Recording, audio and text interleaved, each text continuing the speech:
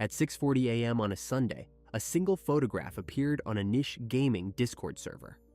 Users initially dismissed it as a morbid prank, a hyper-realistic special effect designed for cheap shock value. But as the file rapidly duplicated across Instagram and image boards, the digital illusion fractured. The victim in the frame was real. The blood soaking the tarp was real. And the uploader wasn't an anonymous internet troll. It was the murderer himself, broadcasting his atrocity in real time. Help this channel grow. Like the video, leave a comment, and subscribe for more cases. This helps us a lot, thank you. Utica, New York, is a fading industrial city attempting to reinvent itself. It was here that 17-year-old Bianca Devins lived a fractured existence. In the physical world, she was a quiet, deeply empathetic teenager grappling with severe psychological burdens. Diagnosed with borderline personality disorder, acute anxiety, and depression, her adolescence was punctuated by intensive therapy and multiple inpatient hospitalizations.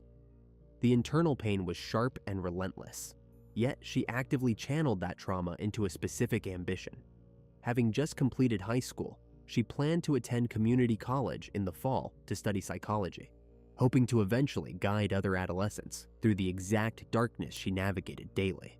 But physical reality was only half of her world. Online, she transformed entirely. Across platforms like Instagram, Tumblr, and various obscure Discord servers, she cultivated a hyper-stylized identity. She embraced an alternative aesthetic, frequently dyeing her hair bright pastels, perfecting heavy-winged eyeliner, and posting curated, edgy photography. Through this persona, she amassed a modest but fiercely devoted following. In these unregulated digital spaces, she found a tribe. The internet offered a sanctuary where her dark humor, unfiltered thoughts, and vulnerability were celebrated by peers experiencing similar alienation. To her followers, she was an ethereal, untouchable figure. To her family, she was a beloved, albeit fragile, daughter fighting hard for baseline emotional stability. Roughly 50 miles west, in the suburban town of Cicero, 21-year-old Brandon Clark was fighting his own psychological ghosts, though his manifested as a quiet, festering resentment. His origin story was rooted in extreme, heavily publicized domestic chaos. When he was a child, his father had held his mother hostage at knife point during a grueling standoff with local law enforcement. That level of foundational trauma left indelible scars, fracturing his understanding of healthy boundaries and male-female dynamics. Unlike the girl who openly processed her pain through digital community building, Clark internalized his dysfunction. On the surface, he was remarkably unremarkable. Acquaintances described him as a cleanly dressed young man who worked menial jobs, drove a reliable sedan, and always seemed eager to please. He positioned himself as the ultimate caretaker, but that polite, subservient veneer concealed a deeply possessive ego, heavily influenced by the toxic underbelly of internet forums. He struggled to form genuine, reciprocal connections in the real world, retreating instead into the exact same shadowy online communities as his future victim. Clark viewed himself as a savior, a self-appointed white knight who just needed the right distressed maiden to validate his existence. He spent hours curating his own digital footprint, posting brooding selfies and pseudo-philosophical quotes to project an aura of misunderstood depth. He didn't just want to participate in a server, he needed a singular focal point to anchor his chaotic internal reality, someone he could rescue, someone he could manage. These two individuals were physically separated by an hour's drive down the interstate, yet fundamentally connected by the algorithmic gravity of social media. They were both scarred by their respective histories, desperately searching for validation through the glow of their monitors. One sought empathy and communal connection. The other sought total ownership disguised as romantic devotion.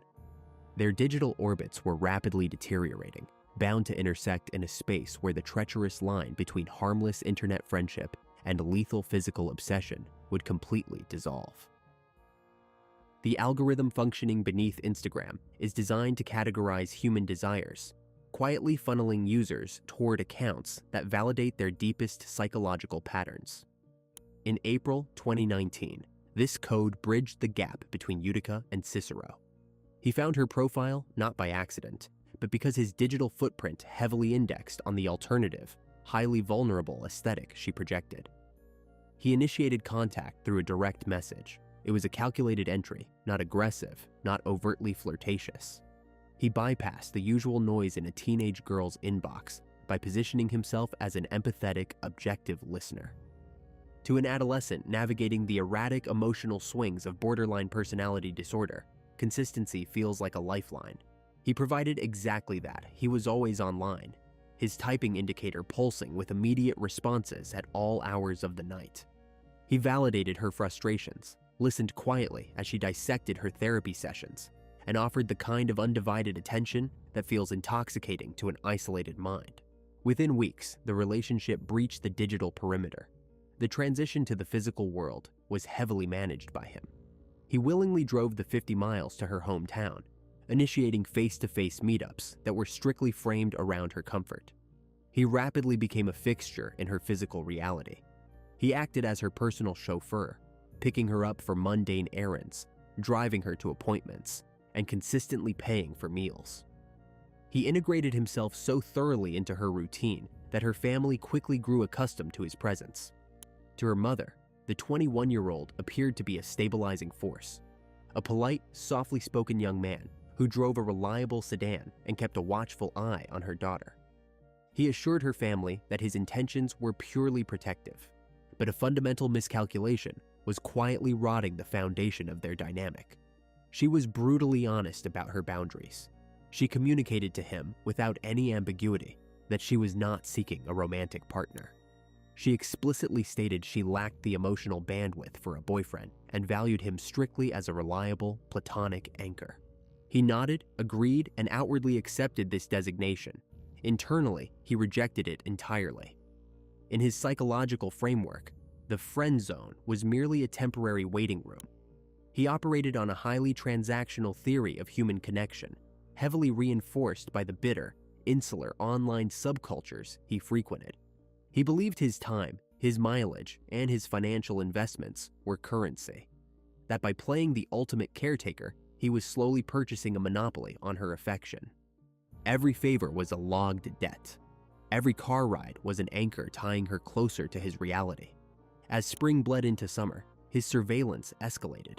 While they spent hours together in person, her primary social life still existed on Discord. She was an active participant in sprawling voice channels, interacting with dozens of other users across the country. She was naturally charismatic, occasionally flirtatious in the detached, ironic style of her peer group. He watched this from the digital sidelines. He tracked her login times, monitored her public interactions, and noted exactly who she was speaking with.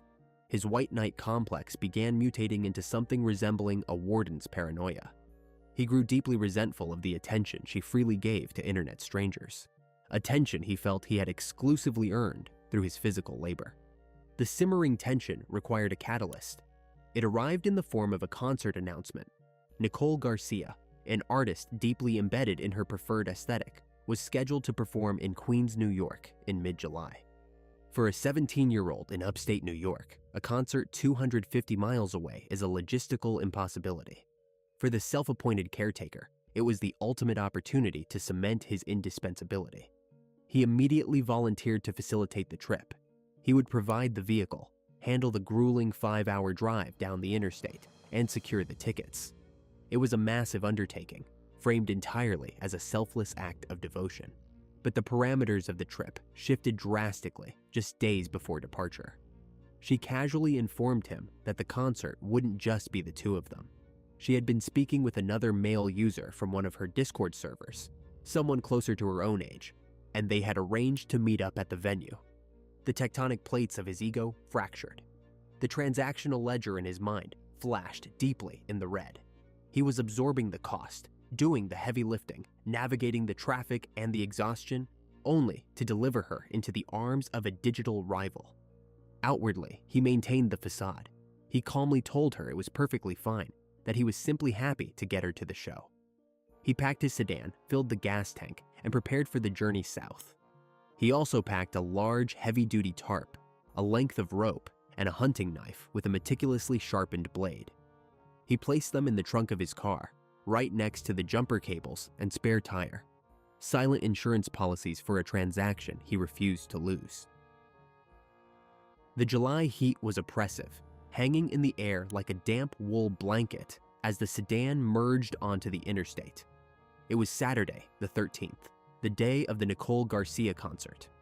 Inside the cabin, the atmosphere was a study in profound psychological contrast. In the passenger seat, the teenager was radiant, her attention absorbed by the glowing screen of her smartphone as she coordinated logistics with her digital peers.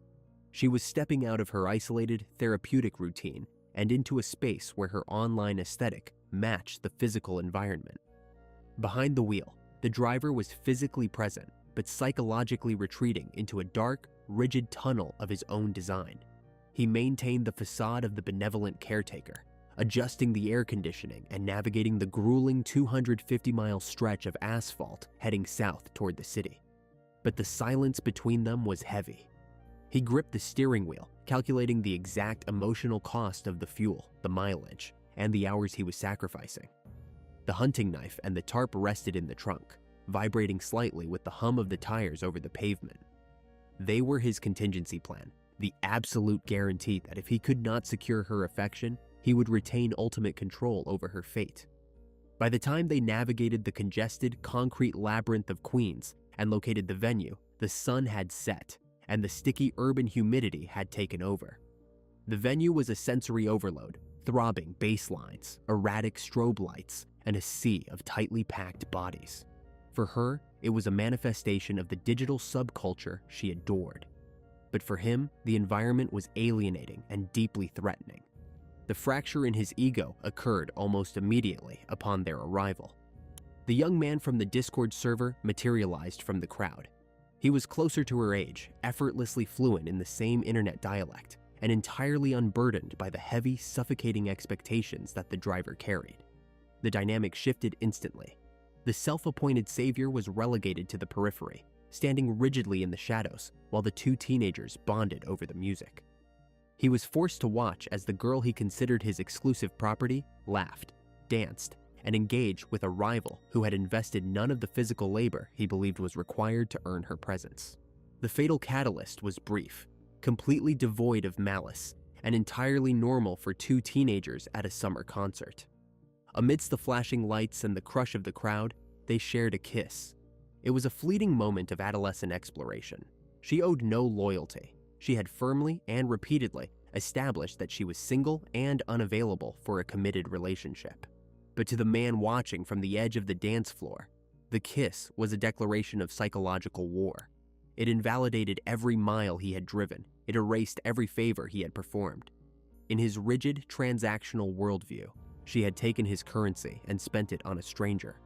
The dam holding back his festering resentment completely collapsed. He did not confront them. He did not cause a scene. He simply absorbed the perceived humiliation, internalizing the rage, his mind locking with terrifying clarity onto the heavy-duty plastic and sharpened steel waiting in the trunk of his vehicle.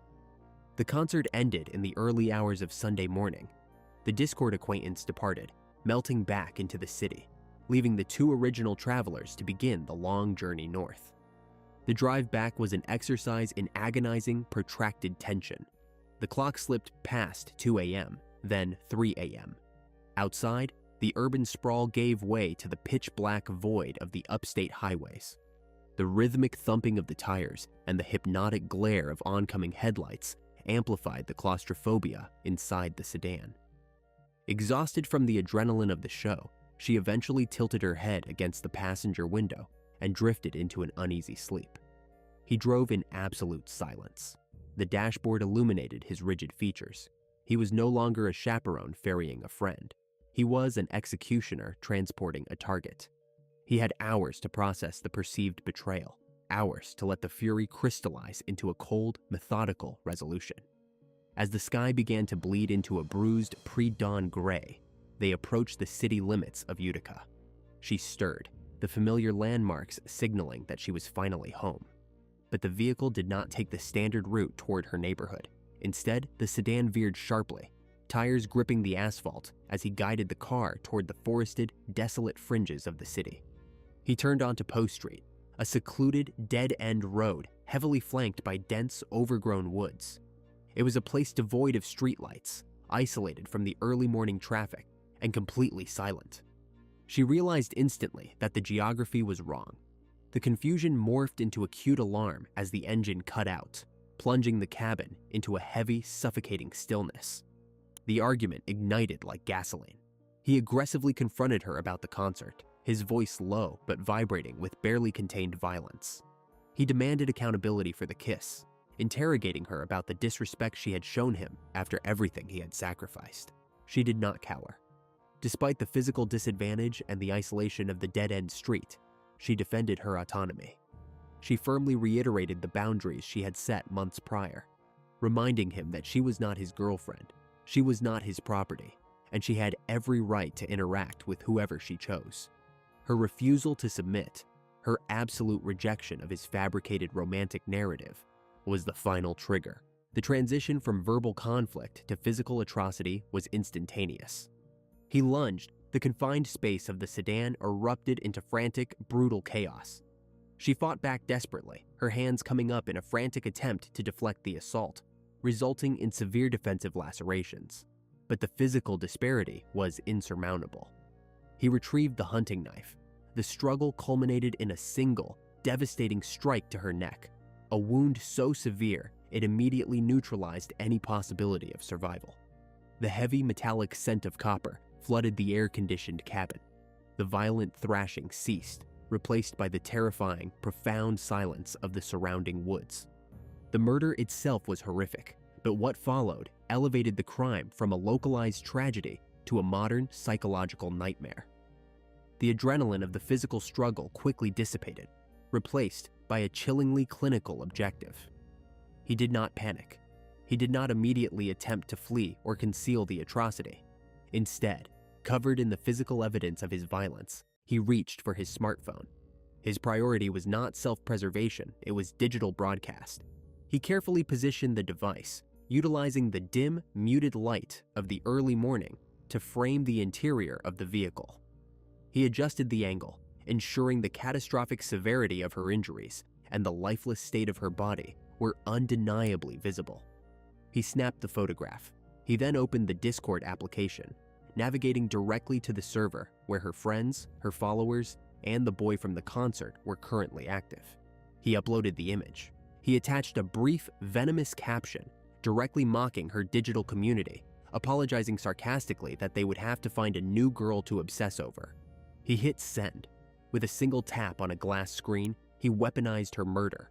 He bypassed the physical isolation of Poe Street and thrust the gruesome reality of his possession directly into the feeds of thousands of unsuspecting teenagers, ensuring that his final act of control would be permanently burned into the internet's collective memory. The notification arrived like a digital contagion. By 7 a.m., the first frantic calls reached the Utica Police Department. They came not from locals, but from residents of distant states, Discord users who had been active in the same private voice channels where the images were seeded. These callers were hysterical, describing a photograph of a brutalized young woman that was circulating with the speed of an unchecked virus. Dispatchers, initially struggling to process the chaotic, overlapping reports, began the grim process of cross-referencing locations. The servers where the images originated were non-geographical, but the metadata and the frantic chatter of the users pinned the tragedy to the sprawling, wooded outskirts of Oneida County. As officers were dispatched to verify the reports, the digital ecosystem exploded. The image of the victim was not just being shared, it was being weaponized. It was reshared as a trophy on 4chan, repurposed for shock value on Instagram, and dissected by morbid curiosity seekers on Twitter. The transition from a virtual horror to a tactical reality was agonizing. Local police had to move through a dense, unforgiving landscape. The location was a dead-end maintenance road deep within the woods, a spot typically utilized for illegal dumping or underage drinking. As the first squad cars pulled off the pavement and onto the gravel, they weren't just looking for a crime scene. They were racing against the internet's ability to desensitize millions of people to a girl's murder. Every minute wasted was another 1,000 views for the image. The officers moved in a tight, cautious formation, weapons drawn, anticipating an active threat. They found the vehicle, a reliable, unremarkable sedan idling near the tree line. The car was a stark, silent witness to the carnage. The driver's side door hung open. The surrounding grass was matted with the evidence of a violent struggle that had occurred hours earlier. The search for the body became secondary to the desperate need to contain the digital spread. The department had never dealt with a crime where the evidence was essentially being live-streamed to an international audience. They had to balance the preservation of a physical scene with the terrifying, intangible reality that the crime was already public domain. They were walking into a nightmare that had already been formatted for public consumption. The officers moved further into the brush, their flashlights cutting through the thick morning mist. The terrain was treacherous, littered with thickets and uneven, rocky ground that made standard tactical formations nearly impossible.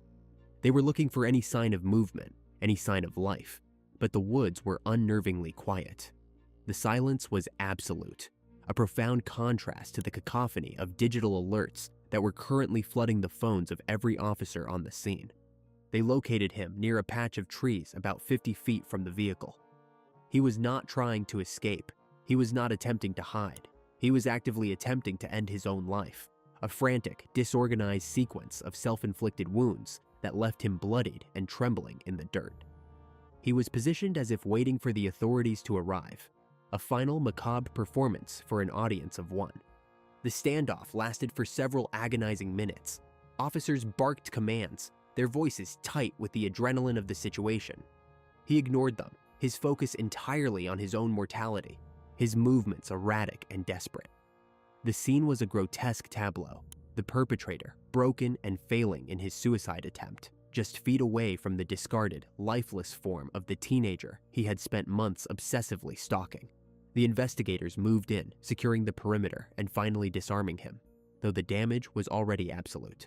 With the perpetrator in custody and the grim reality of the victim's passing confirmed, the focus shifted to the logistics of the investigation. The woods were sealed off. Forensics teams began the painstaking, delicate process of documenting a scene that had already been documented by the murderer himself. Every piece of physical evidence, the knife, the tarp, the positioning of the body, was cataloged against the digital evidence that was still circulating globally. It was an unprecedented, nightmarish overlap of traditional law enforcement and the unchecked volatility of the internet. The public's involvement in the search had not ended with the discovery. It had merely transitioned into a different phase of morbid participation. Users who had been following the situation in real time on Discord began attempting to play detective, scouring the web for any additional scraps of information, harassing the victim's family members for updates, and creating endless threads of speculation that clouded the official investigation.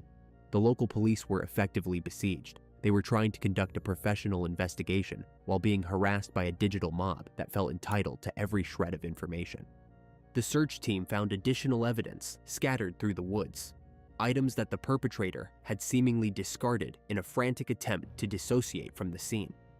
Personal belongings, pieces of clothing, and remnants of the trip they had taken from Queens were recovered, tracing the timeline of the final lethal detour. Each item recovered by the police was already being discussed and analyzed by thousands of anonymous voices online.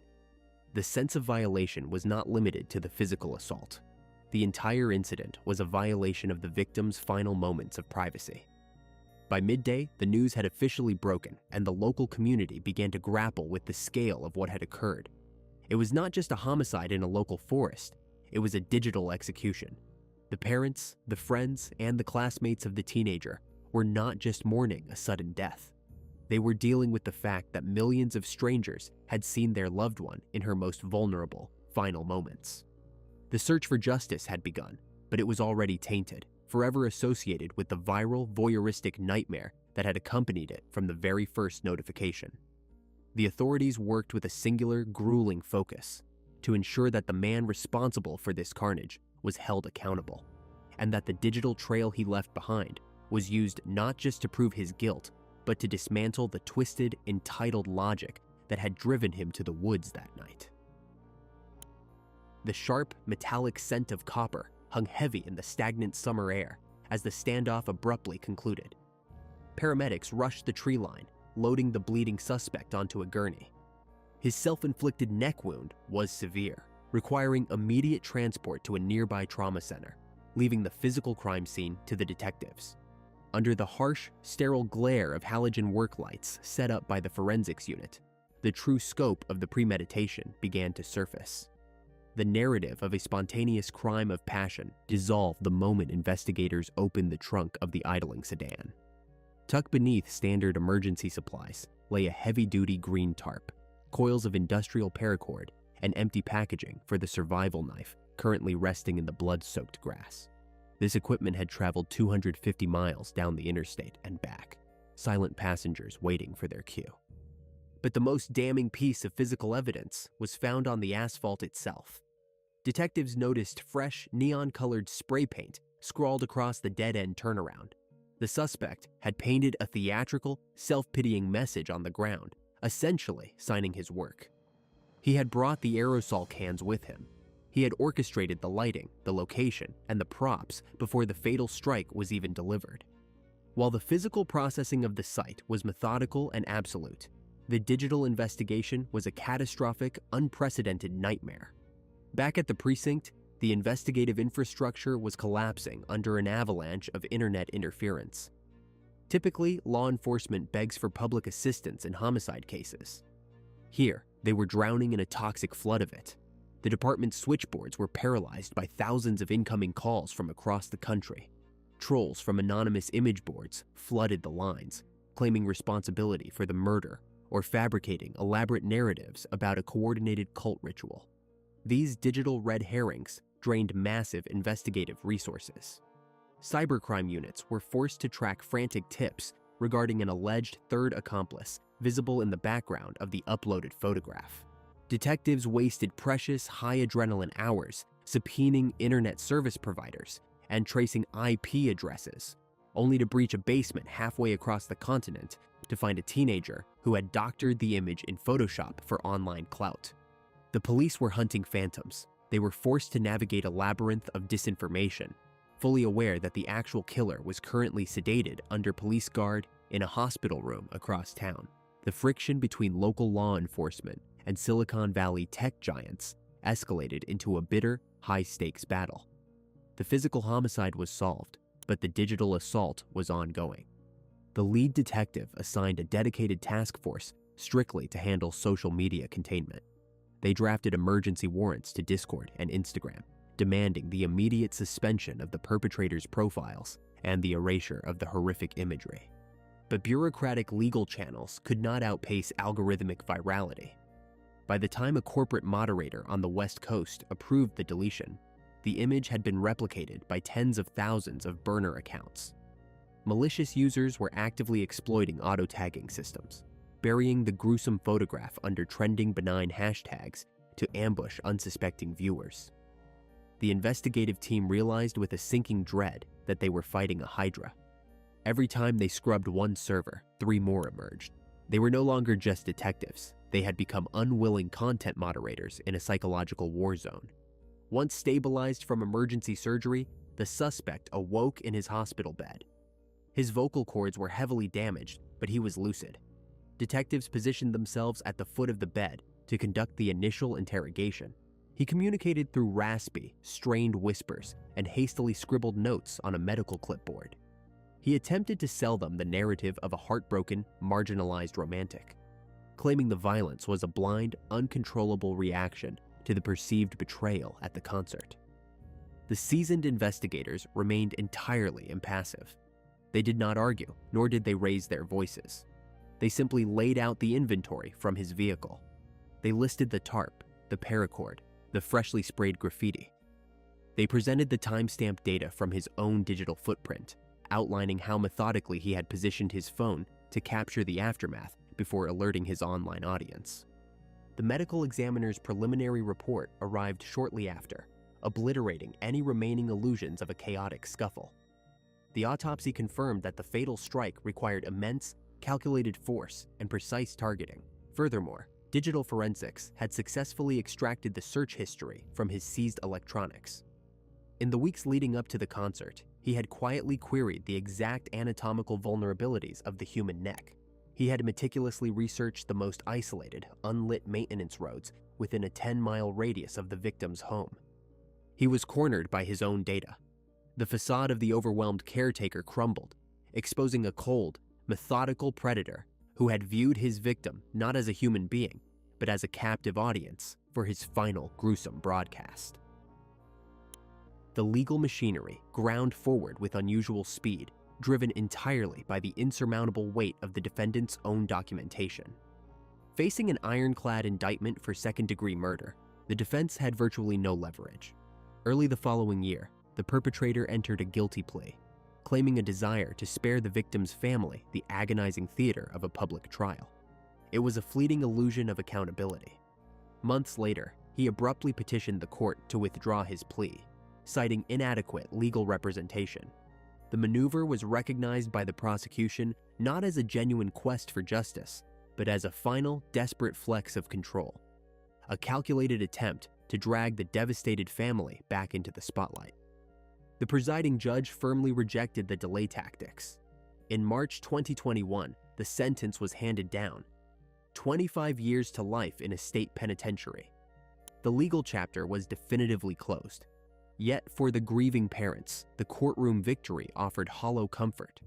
The gavel could lock the murderer in a concrete cell, but it could not erase the digital footprint he left behind. They were handed a permanent, modern life sentence of their own, navigating a reality where their worst nightmare remained permanently archived online. The true horror of this case extends far beyond the physical violence inflicted in an isolated upstate forest. It lies in the terrifying realization that the digital realm can weaponize grief, transforming a private tragedy into a public spectacle. Refusing to be broken by anonymous harassment, the victim's family channeled their devastation into aggressive legislative action. They successfully campaigned for state laws that criminalize the sharing of graphic, exploitative imagery of victims, forcing tech platforms to finally bear legal responsibility for the content they host. The physical perpetrator sits behind bars, but the battle against the algorithmic apathy that amplified his crime continues. It serves as a permanent, grim reminder that the darkest components of human nature are never truly contained behind a glass screen. If you are finished watching, you're a real fan of true crime. Subscribe to the channel, turn on notifications, and give it a like. See you in the next video.